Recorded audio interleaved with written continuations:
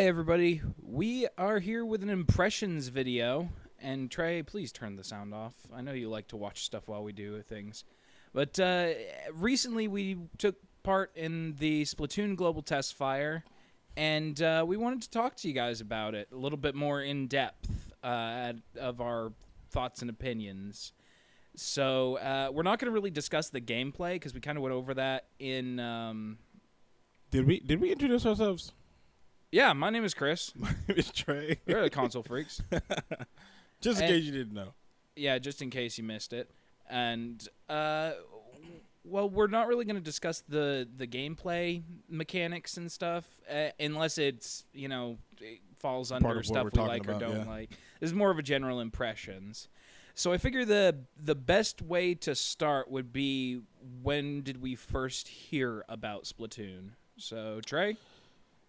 The first time I heard it was whenever heard anything about Splatoon was whenever the Nintendo Direct that you showed me a while back, whenever they was introducing Mewtwo and Ness and all of the April Fool's Direct. Yeah. And that was the very first time that I heard anything about this game, because I know that they introduced it for E3, but I don't remember anything from it. I don't even remember if I even watched it, but it's kind of sad because I always do. But the game just didn't seem that interesting to me at first. It just didn't. It just seemed weird. I don't know how to explain that any. I'll see if I can. I'll see if I can put different words to what you just said, because my experience with it was kind of similar. For me, the first time I heard about it was around PAX East. Yep. I follow the Brain Scratch Comms guys on Twitter, and I know that they had a demo booth set up at PAX East, and particularly Johnny and Ted, who were the ones from Brain Scratch that got to go to PAX. They were talking about what they thought of Splatoon. Yeah. I hadn't heard about it at E3 because I don't get into the hype. I don't really get into the E3 mentality. So I hadn't really heard anything about it, and then all of a sudden I started hearing very vague, this is a thing. And then the April 1st Direct comes out, and Bill Trinan talks a little bit about the game, and tells about the amiibos and everything, and I thought, okay, this is definitely a thing. And then the Direct that came out, I want to say it was May 7th. Yeah, May 7th. May 7th. Yeah. The May 7th Direct came out. I thought, okay, this is definitely a thing. Because that whole thing was just about this game. Yeah. And oh my God. And, my first impressions were very similar to yours. I just kind of thought of it as this one-off, Nintendo's got a new idea. Yeah. It's going to be an idea, certainly. Especially with it being a shooter, I don't know how Nintendo would kind of compete with all the other ones that are out there that are more popular. They're bringing something completely new and different than everything else that's already out there. Well, I mean, when I think of third-person shooters, I think of the likes of Gears of War or Star Wars Battlefront. Those are the two games that I've played a lot of as far as third-person shooters. And it was from the get-go. It was said, "We're not. This isn't like those games. You don't do that. Everything you know about third-person shooters is not it. No." That is something Nintendo's been doing a lot of recently. It's just basically been saying, "You see this thing? We're gonna give it to you, but you have to understand this. This isn't like you. It's not what you think. You have to. This can only be enjoyed a certain way, which is." Kind of detrimental to them because they're appealing to a very narrow audience, but at the same time, it's good to distinguish themselves from the humdrum every other shooter game, every other whatever. And the ways that they do it, the ways that they make those games, it what am I trying to say? it's actually really fun. You like you don't get like so what's the word? I think you might know what I'm trying to say. So like stressed out about Yeah. trying to win. Like they just make their games a certain way where you can just have fun playing it instead of trying to worry about if you're doing good and if your teammates are gonna hate you. Yeah, exactly. It's a little bit more geared toward a casual gamer rather than geared towards somebody who is invested in playing the Yeah. game. But anyways, along the same lines that I was going with, my first impressions of the game, up until the May 7th Direct was just kind of, that's certainly a thing. I wasn't too interested until then. But I'll go on record for saying this. Nintendo has this way of presenting their IPs and their new games in a way that can get like I'll give you a comparison. Battlefield, let's say Hardline, okay? You with Battlefield Hardline, it went through its beta phase, and then it went through its online beta phase, and then it was released. Yep. Fair enough.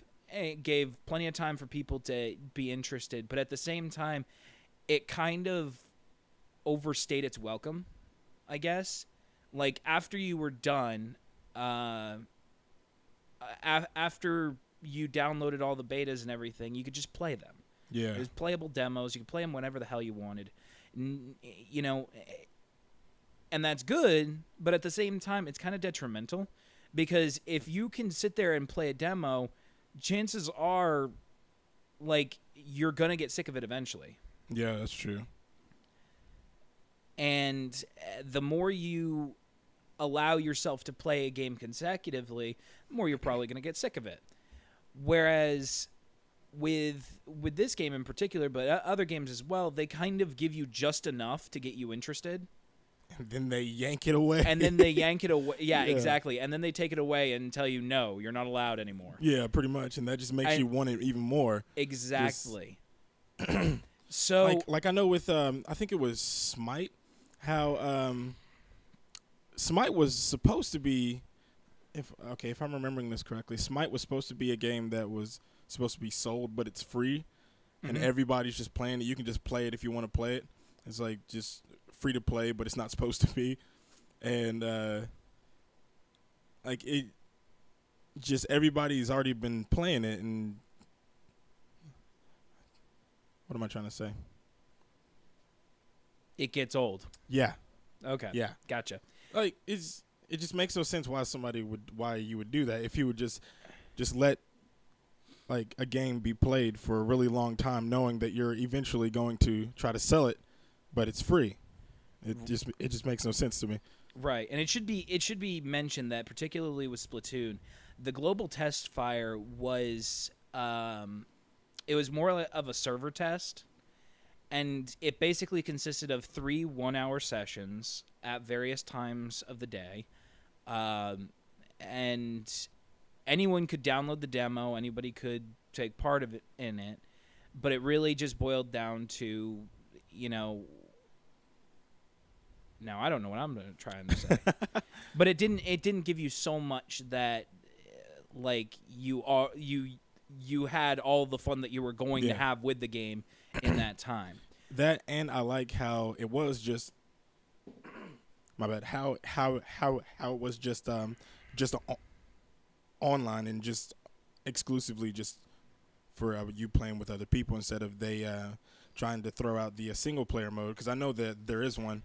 And because I know if they just threw out the single player without like trying to show off anything else, I don't think a lot of people would have downloaded it and played it as much as they did and have as much fun as what they did also. And as an extension of that, if you give them a mode, like I said earlier, what they did was they wanted to wet your whistle. Yeah. If you give them a mode that they can play anytime, all the time, then they're going to get their fix early. They're going to burn out on it early, and like they pretty much already get the gist of what the game consists of and if they actually like it or not. And then basically from then on, they're basically playing it for the online mode. Yeah. And, you know, not a lot of people are going to buy a game just for the online mode, particularly a new game.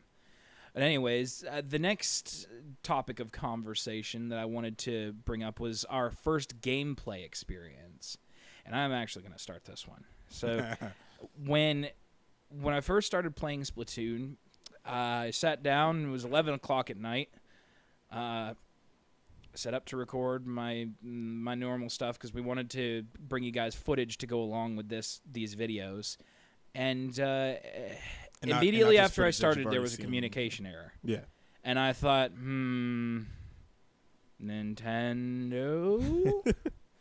A communication error at the very beginning of a demo really makes me a little bit leery. Yeah. But at the same time, it's understandable, and I didn't want to give them too much flack for it. I think it took 3 tries to get into a lobby, or to get into the demo, and then it took me right to the character select screen. From there, it was pretty standard. Everything worked really well. They start you off in a tutorial, which I think was good because the controls were kind of gimmicky with using the gamepad's gyro to control your Y-axis, I believe it was. Yeah. And at the same time using your left stick to control your X-axis. It seemed really counterintuitive. So it was kind of confusing and disorienting getting started. And I actually didn't know this, but you could change the motion controls to off and use the right stick for all of your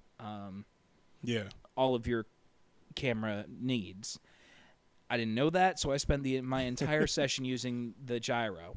Eventually, I got used to it, but it was something that was a little bit off-putting, a little counterintuitive compared to what I'm used to. And the gyro controls kind of got in the way of, like, because the gyro also controlled the X-axis to an extent. So, you know, if you've got 2 things that are controlling one axis, and it can kind of get to be a mess, and you find yourself hitting the center button, the button to center your camera, more often than not, which I think was kind of not a good design choice. Yeah. I did probably 18 matches, something like that. Yeah, I did quite a few. While I was in the lobby, you know, everything went smoothly aside from, I think I got one communication error during a match, and then one outside of a match. Once I had gotten into the demo, that is. So in the matches, though, there was no lag, which actually was something that was really impressed upon me, because even in some of the higher budget first-person shooters, Call of Duty, whatever, if your connection is even a little bit bad, there's some sort of lag. Yeah. Don't get me started on Counter-Strike. I don't want to talk about it. But in this game, it was really impressed upon me about how many models they had on, like, in the game all at once, because you had all of the backgrounds, all of the stage models, as well as your characters, and then you had the ink models, which basically went on, which were everywhere, and it didn't cause any slowdown, didn't cause any lag, and to me that was like mind blowing. That, and like me, I have a little bit of experience with like 3D models and stuff, and with the textures and stuff that they have on the paint and on your squid person thing. Those things take a lot of time to render, especially with all the lighting around and how like your hair and the floor reflects everything. Yeah, that takes a really long time to render. And it's something that you don't like. For me, I was looking for things. I was looking at the game to do this video in particular, and so it just kind of enhanced the experience. Also, while you're in the lobby, I should mention that the lobbies usually only took about like a max of 30 seconds to get you into another match. That's the thing I really liked. Just the matchmaking was really quick. The matchmaking was really quick, really smooth, and I like. Not only that, but they give you this little mini game to play on the gamepad while you wait, which makes the wait time a little bit more bearable. Seems like it's non-existent pretty much because, Right. and plus the mini game is pretty fun also. Yeah, it's kind of like Doodle Jump except Yeah. for with a squid. But I all in all, I liked the experience, and it was something that was enjoyable, even for just a short demo. Yeah. And before I go into the next bit of conversation, Trey, what was your first experience when playing the game? Well, whenever I first picked it up after, after you, I can words, I promise. Oh God. Whenever I was playing, it was like 7 o'clock in the morning. I was really tired. I didn't know how this was gonna go. Like I was just expecting everything to be bad, especially with it being 7 o'clock in the morning. Like I said, there wouldn't be a lot of people from America playing unless they were just like me and stayed up. But the people I was paired with was mostly people from like Japan and Europe and just all those places over there. And actually, the connection wasn't really bad. It was really good, and I was really surprised because of that. Because most of the time, whenever you're playing somebody from a different country, it's really bad. It's like, especially with games like this, it's really bad. At least from my experience, I'm not sure how. Oh yeah, Smash Brothers is another one that's like it. Whenever you're playing people, yeah, you really have to worry about what your connection is like in it, or else you end up with a crap load of lag. Yeah, but like other than all that, just playing the game in general was really fun for me. Like just not having to worry about my KD and all that crap is just pretty much just only focused on just shooting at the floor, not having really to worry about not really having to worry about other people trying to come after you and only you because they want kills. But like I like how the gameplay is really laid back, but also you can't just sit there and just mindlessly play this game, because if you do that, then you're just gonna lose no matter how easy it is, because it does require a bit of teamwork, this game. Like, and by a bit I mean kind of a lot, especially if the opposing team has, like, everybody has the most overpowered weapon in the game, and you have to try to focus on not letting them win. It's I don't know, just whenever you're paired with the right people in this game could be really fun. And even whenever you're not paired with the right people, it can still be really fun. At least it was for me. Like even whenever I lost, even whenever I lost, I was still finding myself having fun with this game. I mean, I'd be a little upset, but I wouldn't be as mad as I would be in another game, because it's just Splatoon. This game's just meant for you to have fun. Just like in Smash Brothers, like whenever I lose, I feel a little bad, but I know I had fun playing it. And that's the thing I really like about this game, is that it's just not serious, and it's just really fun playing it. But other than that, I don't really have anything else that I have to say about it. All right, so just to keep the conversation rolling. You've got it, Chris. You've got the stutter. Yes. What about some of the things that you really liked about it? What were some things that were like stand out to you as just particular to this game, as maybe game seller traits, things that you really liked about the game? Well, like I said before, like I just like how it's just more more laid back in how you don't really have to stress out trying to play this game. Mostly this game, like I really don't. I'm kind of iffy about the single player mode though, because where this was just exclusively multiplayer, and I mean I'm kind of feeling that the single player mode, I mean it'll still be fun, but I don't think it'd be as great as the multiplayer though. But like.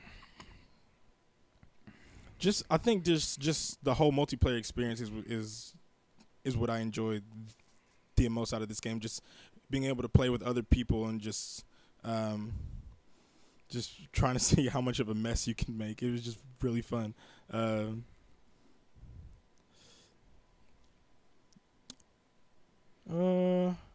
can see you're running out of things to say. Yeah, So I'm going to talk about some things.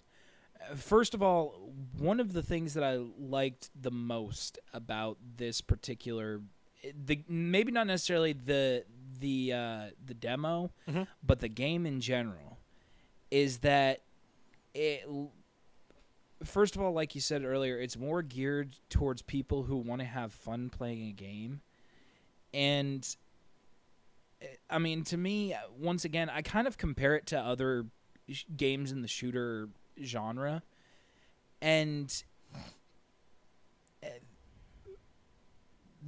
with Call of Duty and Halo and Gears of War and anything and any game that involves shooting, your what's the word I'm looking for? Your objective is very one and done. Yeah. If it moves, shoot it. If it doesn't move, still shoot it. If it looks like a thing, shoot it. Like, it's kind of bland. I mean, I know there's other game modes to capitalize on, giving you a bigger game experience. But at the same time, like, when it gets to that point, when you have to have, like, these gimmicks in order to make the game fun, like these gimmicks that I should stress are not really part of the core foundation of the game. Yeah. That when you have to have these gimmicks to make the game fun, that's when I get a little bit turned off to the concept. With Splatoon, I noticed this. There was 2 maps to play. Salt Spray Rig and Walleye Warehouse. Yeah. There's two maps. There was an hour each session. So think about that. For 2 maps for that to choose from, and you had to choose from those maps for an hour. And there wasn't a single time where I found myself getting bored. Yeah. There wasn't a single time where I thought, I could use a different map. I mean, I found myself wanting to try different maps, but more because of my own curiosity rather than being bored with what I had. And with that being said, that to me is a really important facet of this game, is that with this game, you can have fun just on the premise of the game alone. You don't need all kinds of flashy gimmicks. You don't need a plethora of game modes to keep you occupied. The game itself, just on its very premise, is a fun experience. There's not many games like that, particularly in the shooter genre. And to me, that was one of the biggest it made a huge impression on me, because I've played games that there's a lot of games that I classify as boredom games. Yeah. It's when I don't want to play something substantial, like an RPG or something, which I usually play when I want to play a game, is games that I just sit down and veg to. And I really only have a certain few games that fall under that category, and I feel like Splatoon will be one of them. because it's not about what the game has to offer in rich and fulfilling gameplay. It's just fun. It doesn't require much from the player, and it's just a fun experience. And that's, to me, it's exactly what they set out to do, and they did it really well. Control-wise, when you got past the motion controls, I just turned the motion controls off. The motion controls, I will admit, were really counterintuitive. And it was kind of weird using the right stick on the gamepad because of its placement in relation to the buttons. Yeah. But I think that if you're able to use what am I thinking of? The Pro Controller. Yep. If you're able to use the Pro Controller, I think that would be a really good choice. I think it would feel really comfortable for this game. But at the same time, even using the gamepad, it wasn't bad. It controlled really well. And the other thing that really, really, and I mentioned it earlier, it was really impressive to me was the online connectivity. Yeah. This was a server test, essentially. The game is finished. They're not beta testing the game. It's already finished. Let me see if I can put this sentence into words. It goes on shelves in less than 3 weeks. Yep. It's finished. It's done. There's nothing left to work on in this game. There's nothing left to work on in this game. So the fact that the online support for the most part, and I say this because at the same time, you guys all saw what the live play video was like when we had Michaela in and we played the third session live. And I think that was more because of the time frame that it was used, and I think that they were trying to see what they could do with as little as possible. But at the same time, I mean, I think even more so on the very last session, because with me and you on our session, we only had a communication error just once. Yeah, it was very minuscule. We didn't have hardly any problems, and to me, for basically what is essentially a server test, not having any problems. I remember seeing a friend beta test. I think it was the online mode for Dark Souls 2. Yeah. Or something like that. And it was buggy and glitchy, and it was really incomplete. But this feels like, honestly, it feels no different than I would assume it would feel when we actually buy the game and when we get to play it for ourselves in its full version.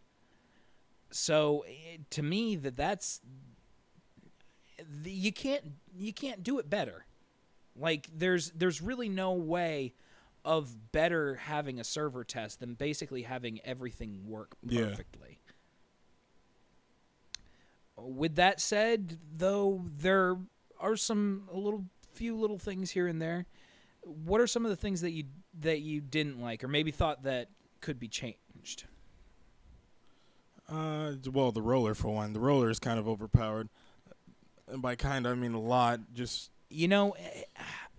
I agree and I disagree at the same time. Yeah. Because the roller suffers from one thing. It can go in a straight line and do really well, but the second it has to move around, like it limits your mobility a lot. That's true. So, somebody with a splatter shot or a charger, if they've got you in their sights, it's pretty easy to get a kill on somebody using a roller. That being said, though, you're absolutely right. The roller is like, you barely have to do anything with a roller, and you can lay down so much paint. Like, especially if your team actually knows what they're doing and they actually contribute into protecting you. Pretty much, you can just. Which, to be fair, nobody in this demo did. Yeah. Nobody. During the third one, maybe. Not the third one. During the third session, maybe. Yeah. Because everybody was more accustomed to it. Yeah. Well, that and sometimes, during my session, because probably because where I was playing people overseas, there was a lot of times where I would be shooting someone and then I just magically die because they pretty much they would just wow, Chris, wow, they would just pretty much teleport to me and I just ran over, and there were other times where well, it could also be that they were going through the ink. That's true too, yeah. And there were other times where I was using the roller and I'd be rolling, but my paint wouldn't spawn, so I couldn't tell if I was actually getting that part or not. What's another one? Well, I do kind of wish they would. I have three main things that I want to talk about. Yeah, like I do kind of wish they would have maybe put another game mode in this as well. I mean, especially to show off some of the other weapons. Like with the charger with Turf Wars, you can't really use the charger for anything pretty much unless you just exclusively use it to just get kills if you want. Like just because Which if you do that, you're playing the game wrong. Yeah, it's like if you just try to do that, then you're gonna lose no matter what. Like I wish they would just at least put a game mode in that'll at least show off the charger and its abilities, maybe. Well, I think that will when we get to play Splat Zone, that'll be where the charger really shines. It's a little bit more combat oriented. I think that's pretty much it. Pretty much all that I have to say about this stuff. I'm really glad you didn't touch on the thing. I'm really glad you didn't touch on the things that I wanted to talk about. I mean, because there wasn't a whole lot that I didn't like, but yeah, like I don't really have anything else that I didn't like about the game at the moment. I'm just gonna say this right now. There is nothing inherently wrong with the game. Yeah. Like it wasn't buggy, it wasn't glitchy. It was refined. It set out to do exactly what it wanted to do. With that being said, I had three things in mind that I thought could have been improved on. Yep. The first one is the loadouts, and I don't know if this was because it was a demo or if it was if it's going to be this way in the game, but I know that you're going to be able to customize your loadouts, but what I would like is something like in Call of Duty or Halo where you can actually change your loadouts during the match. Yeah. I hated that you couldn't do that because what would end up happening is you'd be basically punished for trying something new. And you couldn't, in order to change your loadout, you would have to go out of the match. Yeah, so what true. I'm hoping is that they're going to let you be able to at least change your loadouts during the match, so that there will be a little bit more of a tactical option. Rather that, or I'm hoping that they wouldn't penalize you for leaving the match, which I'm pretty sure that they probably would if you did. Maybe, I don't know.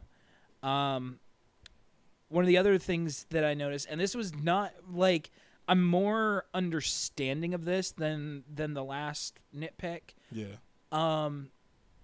Voice chat.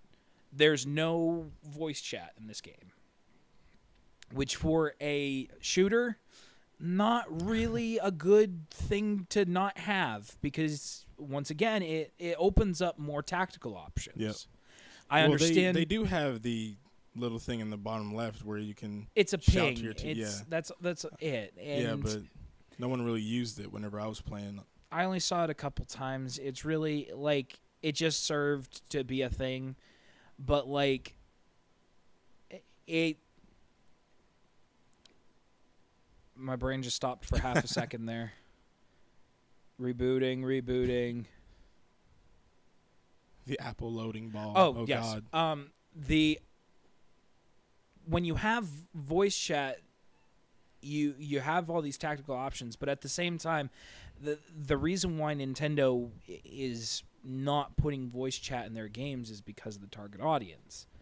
I mean, you've got sometimes kids, 6, 7 years old playing these games. That's true. You can't have Like, it's Call of Duty syndrome. You've got all these little racist kids cussing up a storm. Nintendo doesn't want that in their servers. So Nintendo's not having it. Yeah, and it's understandable. I wish it wasn't that way, but it's, at the same time, I'm not going to fault them too much for it.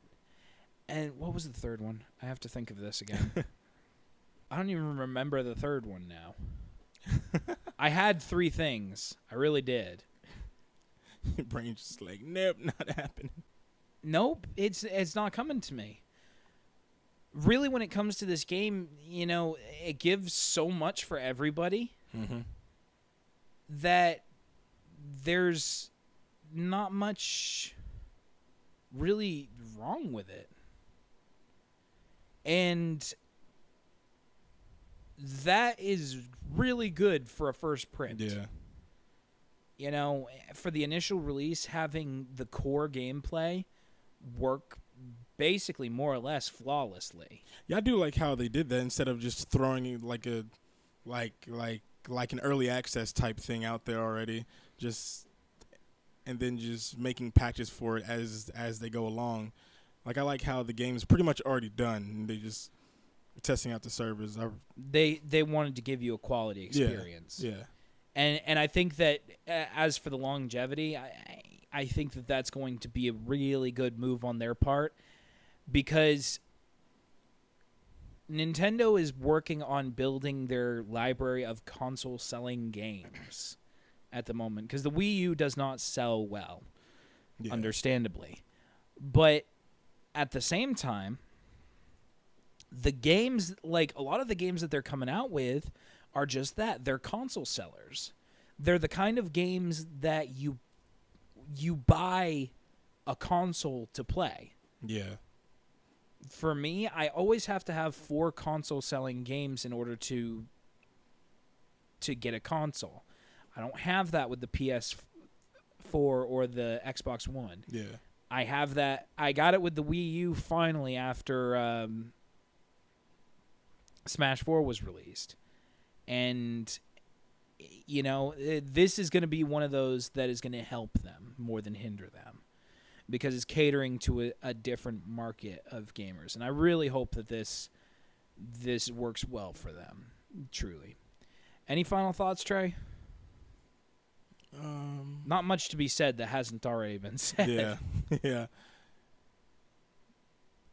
Not that I pretty much said everything that I needed to.